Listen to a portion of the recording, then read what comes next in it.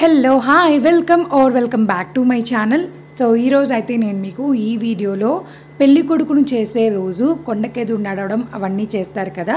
So అవైతే నేను మీకు ఈరోజు ఈ వీడియోలో షేర్ చేస్తాను. సో ఆ రోజు అయితే ఎర్లీ మార్నింగ్ 4:35 ఆ టైంకి అయితే లేచి ఇంకా పొంగల్ అయితే పెడుతున్నారు. అండ్ మా అత్తయ్య సైడ్ వాళ్ళది ఏంటంటే కొంచెం డిఫరెంట్గా ఉంటుంది. ఫస్ట్ కొండకెదురు నడవడం, ఆ తర్వాత నలుగు, తర్వాత మంగళ స్నానాలు అనమాట.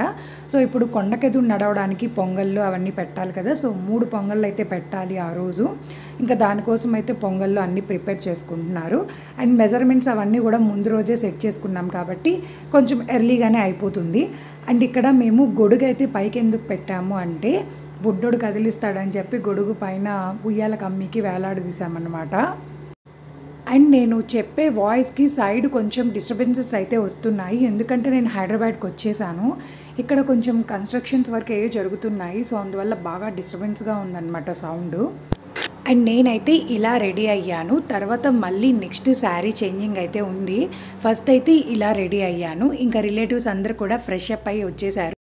ఇంకా పిల్లలందరూ కూడా ఇలా ఆడుకుంటున్నారనమాట మా బుడ్డోడితో. అండ్ ఇంకా పంతులు గారు అయితే వచ్చేసి ఇంకా పూజలు ఉంటాయి కదా. సో అవన్నీ కూడా స్టార్ట్ చేశారనమాట.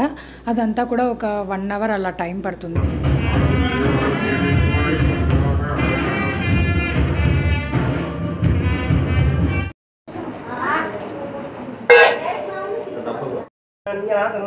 యథాస్థాన ప్రవేశయామి పునరాగమనాయ చ. అప్డేట్ చేసి మాకు అడ్డం లేకుండా చేసుకుంటా మీరు కొంచెం ముందుకు జరగలిగితే చూడండి.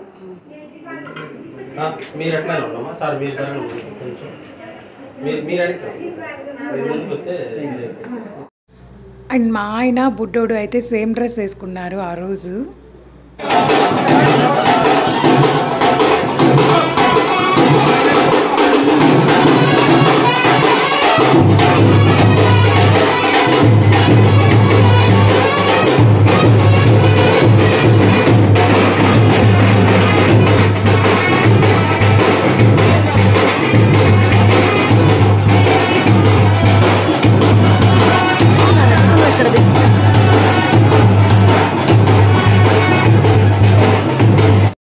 అండ్ ఇంకా అందరికీ తెలిసిందే, కొండకెదురు నడిచేటప్పుడు దేవుడికి పూజ చేసి పానకం, వడపప్పు అండ్ కొంచెం చలివిడి ఇవన్నీ కూడా ప్రసాదం లాగా పెడతారు. మనం ఇంటి దగ్గర నుంచి స్టార్ట్ అయ్యి అక్కడ పూజ చేసుకొని అంతా కంప్లీట్ అయిపోయి మళ్ళీ ఇంటికి రావాలంటే ఒక 1.5 అవర్ అలా టైం అయితే పడుతుంది. అండ్ ఇంకోటి ఏంటంటే ఎండాకాలం కాబట్టి కాళ్ళు బాగా మాడిపోతాయి అని చెప్పి మేము ఫస్ట్ ఎర్లీ మార్నింగే స్టార్ట్ చేసాము. అంటే మనకి ఎండ మరి ఓవర్గా ఉండదు, కాళ్ళు కాలకుండా ఉంటాయి అన్నమాట. అండ్ ఇంకా కొండకెదురు నడిచి ఇంకా రిటర్న్ అయిపోయిన తర్వాత ఫంక్షన్ హాల్లో, అంటే మా ఇంటి పక్కనే ఫంక్షన్ హాల్ అయితే ఉంది. సో ఆ ఫంక్షన్ హాల్లో టిఫిన్ అవన్నీ అరేంజ్మెంట్స్ అయితే చేశాము.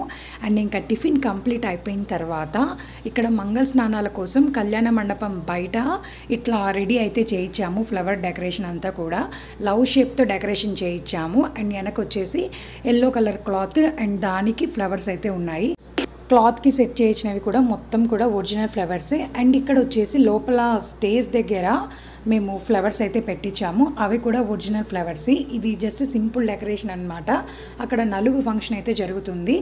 ఇంకా నలుగు ఫంక్షన్, మంగళ స్నానాలు ఇవన్నీ కూడా నేను నెక్స్ట్ వీడియోలో షేర్ చేస్తాను, ఎందుకంటే ఇది చాలా లెంత్ ఎక్కువ అయిపోతుంది. సో అందువల్ల అది నెక్స్ట్ వీడియోలో షేర్ చేస్తాను. అండ్ ఇంకా అందరిది కూడా బ్రేక్ఫాస్ట్ కంప్లీట్ అయిపోయింది. ఇంకా ఆ తర్వాత అందరూ కూర్చొని ఉన్నారనమాట హాల్లో. ఇంకా మేము పసుపు అమ్మవారిని చేసాం కదా, ఆ అమ్మవారిని అయితే తీసుకొస్తున్నాము. అండ్ వాటితో పాటు నలుగుకు కావాల్సినవన్నీ కూడా రెడీ చేసుకొని ఇంటి దగ్గర నుంచి కళ్యాణ మండపం దగ్గరకు అయితే తీసుకొచ్చాము. అక్కడ కొన్ని ఫొటోస్ అండ్ వీడియోస్ అయితే తీశారనమాట ఫోటోగ్రాఫర్స్. అండ్ మేము కూడా తీసుకున్నాము ఇంకా.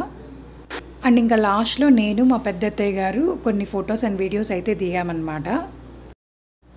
అండ్ లోపలికి వచ్చిన తర్వాత ఒక రోల్కి చుట్టూతా పసుపు అండ్ ఫ్లవర్స్తో ఇలా మొత్తం నీట్గా డెకరేషన్ చేశారు, చాలా బాగుంది. అండ్ ఆ తర్వాత స్టేజ్ని కూడా డెకరేట్ చేశారు. ఇంకా ఒక చిన్న టేబుల్ వేసి ఆ టేబుల్ మీద మేము అమ్మవారిని అయితే పెట్టామన్నమాట.